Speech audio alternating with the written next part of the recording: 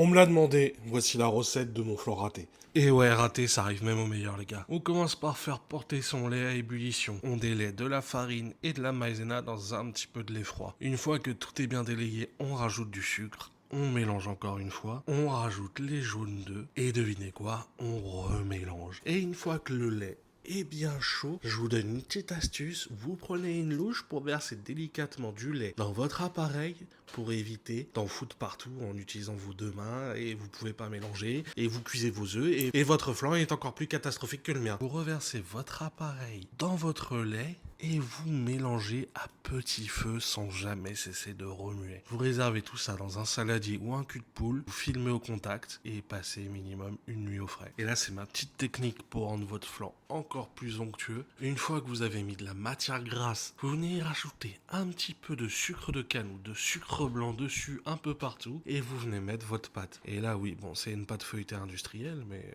ça passe. Je sais, c'est pas la pâte feuilletée qu'on met dans les flans, mais j'avais envie de pâte feuilletée. Bref. Pensez à surveiller la cuisson, c'est très important. Partez sur 20 minutes à 200 degrés minimum. Allez, bonne app.